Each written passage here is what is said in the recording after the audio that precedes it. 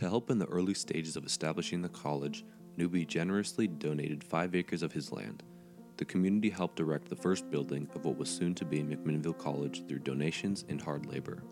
This building is now home to the First Baptist Church of McMinnville. Unfortunately, the building was not as sturdy as it could have been. If it ever wanted to become a real college, it needed funding. Adams convinced the Baptist Church to sponsor this new college, and with the help of the sponsorship, McMinnville College was opened in the fall of 1857. The first president of the newly established college was George C. Chandler. He was an elder of the Baptist Church and believed strongly in giving every young man and woman a quality education along with an opportunity to enrich their lives spiritually. The college in town grew at a tremendous rate. With all of the new citizens moving in and college tuition bringing in income, the economy was booming. By 1873, the population of McMinnville was over 700.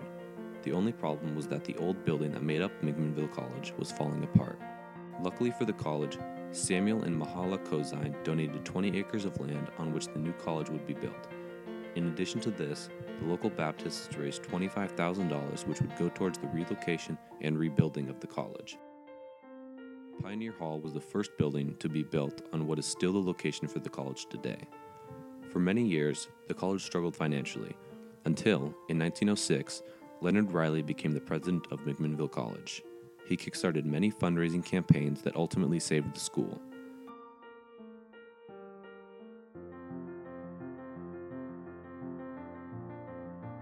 In 1921, Mrs. Frances Eleanor Ross Linfield donated $250,000 to the college. Her only stipulation was that McMinnville College be renamed in honor of her and her husband. Thus, Linfield College was born.